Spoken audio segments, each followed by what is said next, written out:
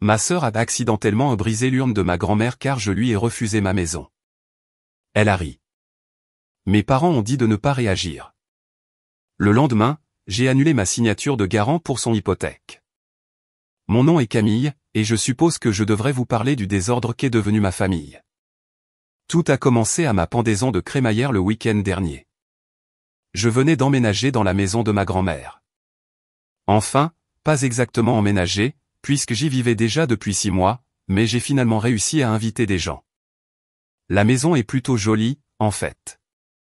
3 chambres, un grand salon avec une cheminée, une cuisine décente. Grand-mère me l'a laissé à sa mort.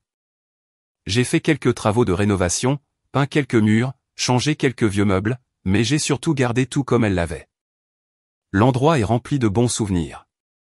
J'ai invité une vingtaine de personnes du travail et de l'université. Mes parents sont venus aussi, bien qu'ils aient passé toute la soirée avec une mine de quelqu'un qu'on aurait forcé à manger des citrons. Maman n'arrêtait pas de faire des grimaces à papa chaque fois qu'elle pensait que je ne regardais pas. Papa est juste resté dans un coin, s'accrochant à la même bière pendant 3 heures. Je n'ai pas invité ma sœur Chloé ni son fiancé Lucas. Nous étions en froid depuis plus d'1 mois, et honnêtement, je n'étais pas d'humeur à gérer leur drame. Chloé a 2 ans de plus que moi, et elle a toujours été la préférée. Quand nous étions enfants, les vacances en famille se passaient où Chloé voulait. Les soirées cinéma signifiaient le film qu'elle choisissait. Si Chloé disait de sauter, maman et papa demandaient à quelle hauteur. La fête se passait plutôt bien malgré l'humeur maussade de mes parents. Mon amie Sophie a apporté un incroyable cake salé aux épinards et mon collègue Julien faisait rire tout le monde avec ses blagues stupides. Nous étions tous dans le salon quand j'ai entendu des voix fortes à l'extérieur. « Oh, super !» ai-je marmonné en regardant par la fenêtre. Les voilà, Chloé et Lucas, titubant sur mon allée. Ils étaient déjà ivres, s'étant probablement chauffés et dans un bar. Ils n'ont même pas frappé. La porte d'entrée s'est juste ouverte violemment. Surprise, a crié Chloé, levant les bras comme si elle était une sorte de célébrité faisant son entrée. Toute la pièce est devenue silencieuse. Mes parents se sont soudainement ranimés, semblant enfin heureux pour la première fois de la soirée. On était au bistrot du coin, au bout de la rue, a annoncé Lucas à personne en particulier. On s'est dit qu'on passerait voir ce qui se passait. Chloé balayait déjà la pièce du regard, jaugeant mes invités avec ce sourire narquois. Elle faisait toujours ça. Elle regardait les gens comme si elle était meilleure qu'eux. Belle assemblée, Camille, a-t-elle dit, mais son ton a clairement montré qu'elle ne pensait pas que c'était bien du tout. Très provincial. Sophie a haussé les sourcils vers moi. Julien a soudainement trouvé ses chaussures très intéressantes. Toute l'ambiance dans la pièce a changé. Merci d'être venu, ai-je dit, essayant de garder ma voix égale. Il y a de la nourriture dans la cuisine si vous en voulez. Mais Chloé n'était pas intéressée par la nourriture. Elle était intéressée à faire une scène. Elle a enlevé ses talons et a commencé à se promener, à toucher des choses, à prendre des cadres photos, à ouvrir des portes de placard. Oh, waouh, Camille, tu as vraiment gardé tous les vieux napperons de grand-mère, a-t-elle crié depuis la salle à manger. Et ce papier peint, très 1985. J'aime le papier peint, ai-je dit entre mes dents serrées. Bien sûr que tu l'aimes, elle est passée dans la cuisine. Et tu as aussi gardé son vieux réfrigérateur. Comme c'est sentimental. Lucas racontait bruyamment une histoire sur son travail à quiconque voulait bien l'écouter, gesticulant sauvagement avec son verre. De la bière a giclé sur ma table basse. Mon amie Juliette a attiré mon regard et a articulé, « Ça va ?» J'ai haussé les épaules. Que pouvais-je faire d'autre? Chloé est revenue dans le salon, inspectant tout comme si elle était un expert en diagnostic immobilier. Le carrelage de la salle de bain est assez démodé. Et ne me lancez même pas sur cette moquette à l'étage. Mes parents n'essayaient pas vraiment de l'arrêter. Ils ne l'ont jamais fait.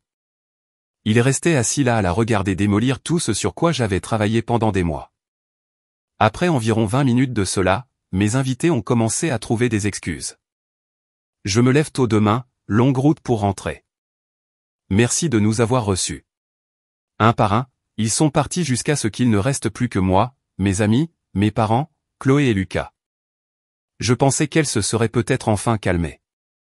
Elle était silencieuse depuis quelques minutes, debout près de la cheminée, regardant le manteau. J'avais l'urne de grand-mère là-haut, avec quelques photos de famille et quelques bougies. C'est là que tout a dérapé. Chloé a posé sa main sur le manteau de la cheminée, a fait un geste ample et dramatique avec son autre bras, et a fait tomber l'urne de grand-mère du bord. La céramique s'est brisée sur le parquet. Les cendres se sont répandues partout. Oh mon Dieu, ai-je murmuré, fixant le désordre. La main de Chloé a volé à sa bouche.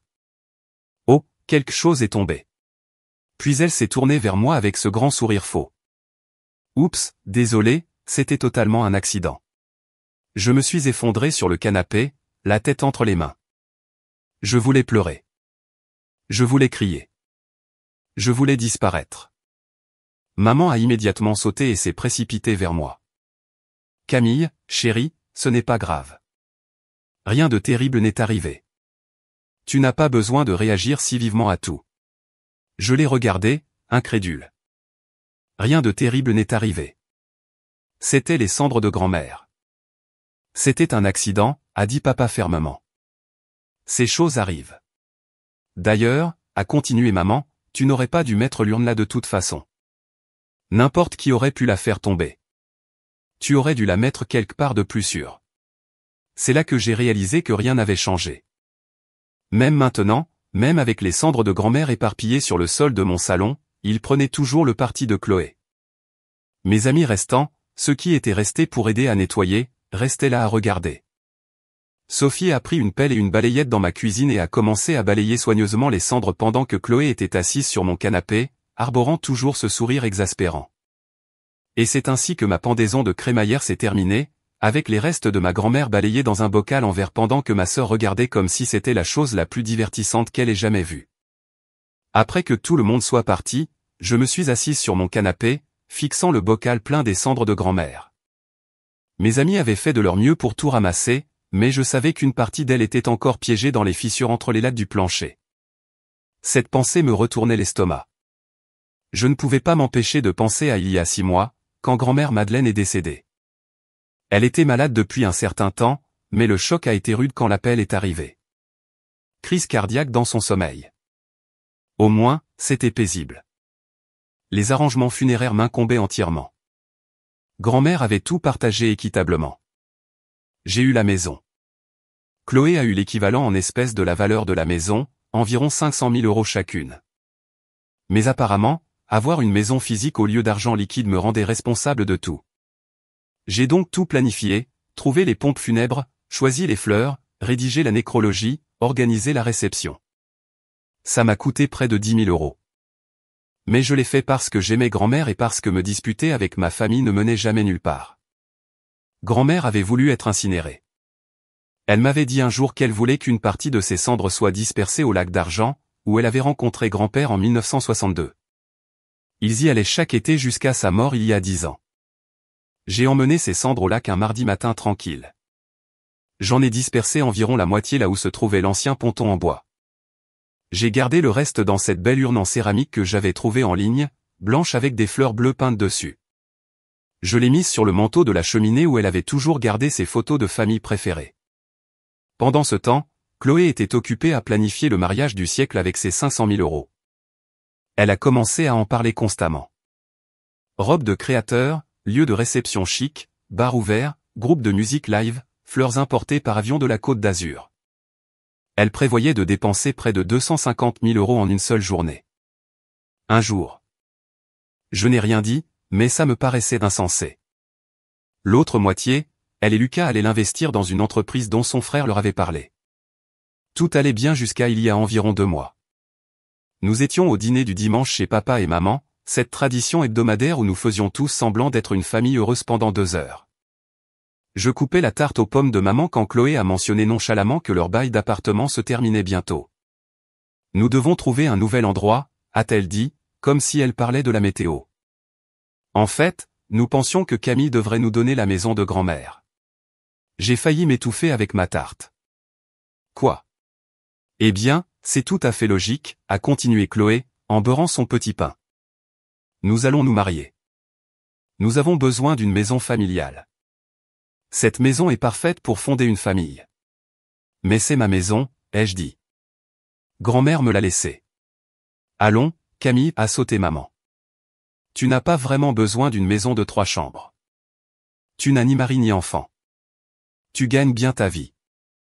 Tu pourrais trouver un bel appartement quelque part. Papa a hoché la tête. Après le mariage, Chloé et Lucas voudront avoir des enfants. Cette maison devrait avoir une vraie famille qui y vit, pas juste une personne qui erre seule. D'ailleurs, a ajouté Chloé avec le même faux sourire de la pendaison de crémaillère. Qui sait si tu te marieras un jour? Tu n'as pas vraiment eu de chance en amour. Ça m'a piqué, mais j'ai essayé de rester calme. Grand-mère a divisé l'héritage équitablement pour une raison. Nous sommes toutes les deux dans la même situation. Si tu voulais une maison, tu aurais pu utiliser ton argent différemment. C'est complètement différent, a dit Chloé. Je vais me marier. Je mérite d'avoir le mariage que j'ai toujours voulu. J'ai regardé autour de la table. Tous les trois me regardaient comme si j'étais complètement déraisonnable, comme si j'étais l'égoïste de vouloir garder la maison que ma grand-mère m'avait spécifiquement laissée. Non, ai-je dit, finalement. Je ne cède pas la maison. Camille, sois raisonnable, a commencé papa. J'ai dit non. La pièce est devenue complètement silencieuse. On aurait pu entendre une mouche voler. Bien, a dit Chloé, sa voix glaciale. Je vois. Tu préfères voir ta propre sœur à la rue plutôt que de partager ce qu'on t'a donné gratuitement. Tu ne seras pas à la rue. Tu as 500 000 euros. J'avais, a-t-elle corrigé, la plupart est déjà dépensé en acompte pour le mariage. Alors peut-être que tu devrais revoir tes priorités. C'est laquelle a explosé. Elle a commencé à crier que j'avais toujours été jalouse d'elle, que j'étais amère et égoïste, que je voulais ruiner son bonheur.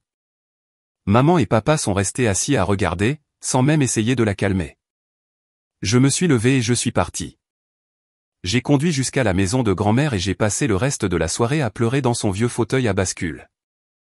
Ce fut le début de notre mois de silence. Pas d'appel, pas de SMS, rien, ce qui m'allait très bien. J'en avais assez d'être toujours celle qui devait céder, qui devait faire des compromis, qui devait tout arranger pour tout le monde. Mais la semaine dernière, sortie de nulle part, Chloé m'a appelé. Salut Camille, a-t-elle dit, comme si de rien n'était. J'ai un petit service à te demander. Lucas et moi avons eu un petit problème pour obtenir un prêt immobilier. Comme il a eu des problèmes de crédit il y a quelques années, et que mon revenu de graphiste indépendante n'est pas toujours stable, les banques veulent un garant, quelqu'un avec un bon crédit et un salaire stable. Et tu es littéralement la seule personne qui puisse nous aider. Je jure que nous ferons chaque paiement à temps. Tu n'auras pas à payer un centime. Nous avons juste besoin de quelqu'un pour se porter garant. J'aurais dû dire non tout de suite. J'aurais dû raccrocher, mais je me suis souvenu de ce que c'était de chercher un appartement avant la mort de grand-mère, de traiter avec les propriétaires, les cautions et les dossiers de location. C'était l'enfer. J'ai besoin d'y réfléchir, lui ai-je dit. Bien sûr. Prends ton temps. La maison que nous regardons coûte 700 000 euros, mais elle est parfaite pour nous. 1 heure plus tard, maman a appelé. Chloé m'a parlé de la situation du prêt immobilier, a-t-elle dit. Ne t'inquiète pas pour les paiements. S'ils ont des problèmes, ton père et moi les aiderons. Tu ne seras coincé avec rien. J'y ai pensé pendant 2 jours.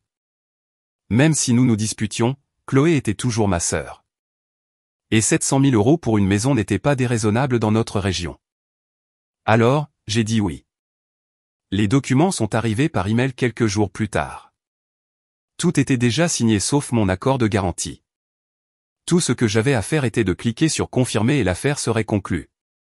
Mais ensuite est arrivée la pendaison de crémaillère et le sourire suffisant de Chloé alors qu'elle renversait l'urne de grand-mère et que mes parents prenaient son parti comme ils l'avaient toujours fait. Je suis restée assise là, à regarder ce bocal plein de cendres, et j'ai réalisé que j'en avais fini. Fini d'être le paillasson de la famille. Fini de nettoyer leurs dégâts pendant qu'ils me traitaient comme une ordure. J'ai ouvert mon ordinateur portable, trouvé l'email et cliqué sur refuser. L'application de la banque m'a fait confirmer 3 fois que je voulais vraiment me retirer du processus de prêt. J'ai cliqué oui 3 fois. Les appels ont commencé le lendemain matin. D'abord Chloé, puis Lucas, puis maman, puis papa. Mon téléphone a vibré sans arrêt pendant des heures. J'ai laissé chaque appel aller sur la messagerie vocale. Les messages de Chloé devenaient de plus en plus frénétiques. Le premier était confus. Salut, la banque a dit qu'il y avait un problème avec le prêt. Rappelle-moi. Au troisième message, elle paniquait. Camille, qu'est-ce qui se passe? Ils disent que tu as retiré ta demande de garantie. Ce doit être une erreur. Appelle-moi tout de suite. Lucas a laissé un message.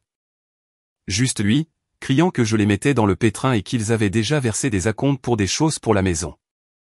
Très classe. Les messages vocaux de maman étaient les pires. Ce ton déçu qu'elle avait perfectionné au fil des ans. Camille, je ne comprends pas pourquoi tu fais ça. Chloé est hors d'elle. Tu dois arranger ça immédiatement. J'ai éteint mon téléphone et je suis allé travailler. Le lendemain, je suis rentré chez moi pour les trouver tous les trois sur mon porche. Chloé pleurait, ce qui était nouveau. Elle gardait habituellement les larmes pour quand elle voulait que papa lui achète quelque chose. Camille, tu dois nous aider, a-t-elle dit dès que je suis sorti de ma voiture. Les vendeurs menacent de se retirer. Nous allons perdre notre acompte. Ça ressemble à votre problème, ai-je dit en passant devant eux pour aller à ma porte d'entrée. Comment peux-tu être si froide, a exigé maman. C'est ta sœur. Ma sœur qui a délibérément cassé l'urne de grand-mère et qui en a souri ensuite. C'était un accident, a crié Chloé. Je t'ai dit que c'était un accident. Je me suis retourné et je l'ai regardé. Je l'ai vraiment regardé. Les larmes de crocodile, les gestes dramatiques, la façon dont elle s'agrippait au bras de Lucas comme si elle pouvait s'effondrer sans soutien. Vraiment, ai-je demandé. Bien sûr que oui. Pourquoi aurais-je cassé l'urne de grand-mère exprès? Parce que tu es énervé que j'ai eu la maison. Parce que tu voulais me faire du mal. Parce que c'est ce que tu fais quand tu n'obtiens pas ce que tu veux. Les fausses larmes de Chloé ont séché instantanément. Tu es une sacrée garce, Camille. J'aurais dû savoir que tu trouverais un moyen de saboter mon bonheur. Je ne sabote rien. Je ne t'aide juste plus. Papa a finalement parlé. Ce n'est pas ton genre, Camille. Tu as toujours été là pour la famille. Et où a été la famille pour moi?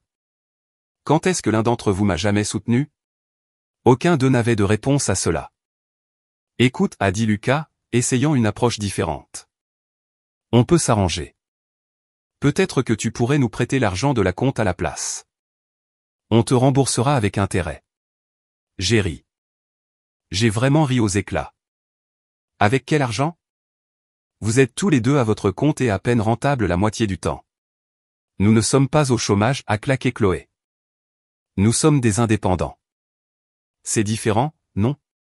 Eh bien, bonne chance avec ça. Je suis entré et j'ai verrouillé la porte derrière moi.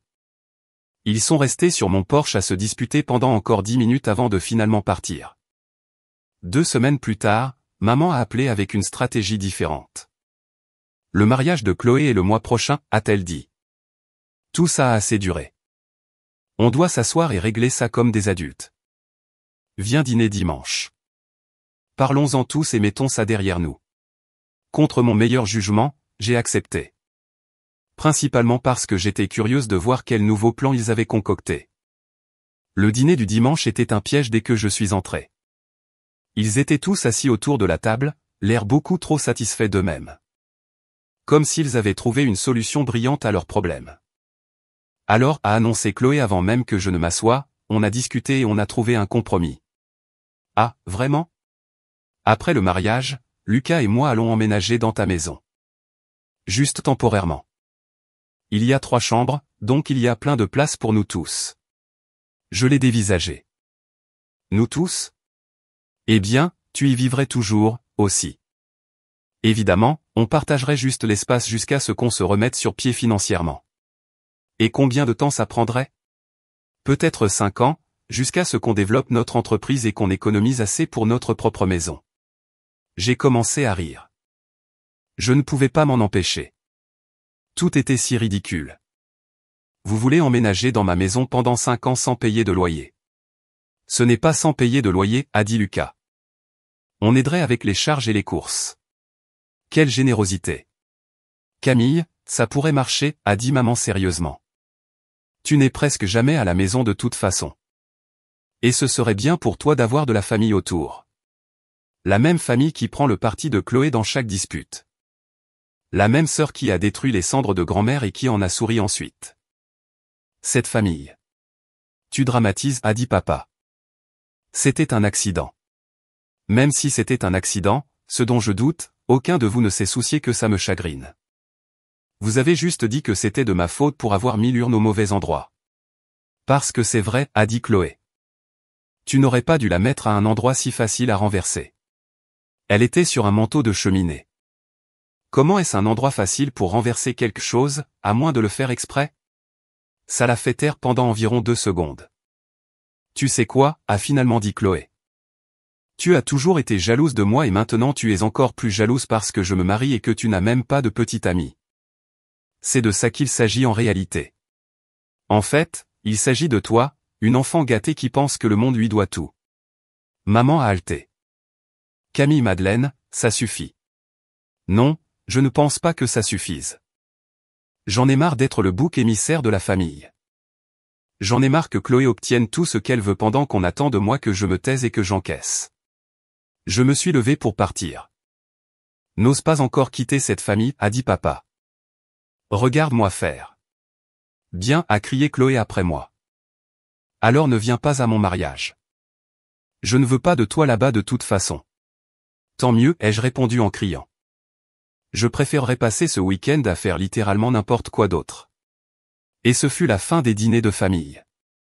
Quelques jours plus tard, Chloé a posté quelque chose sur Facebook disant que j'étais jalouse de son bonheur et que j'essayais de ruiner son mariage par dépit. Quelques-uns de ses amis ont aimé et laissé des commentaires de soutien. Mais ensuite, mon amie Sophie, qui était à la pendaison de crémaillère, a commenté avec toute l'histoire de ce qui s'était réellement passé avec l'urne. Chloé a supprimé le message le lendemain. Son mariage a eu lieu un samedi de mai. Je suis allé faire de la randonnée avec des amis à la place. J'ai passé un excellent moment. J'ai appris plus tard par maman que Chloé et Lucas avaient fini par louer un minuscule 2 pièces de l'autre côté de la ville. Apparemment, le mariage a englouti la plupart de leur argent, comme je l'avais prédit. Pendant près d'1 an, les choses ont été calmes.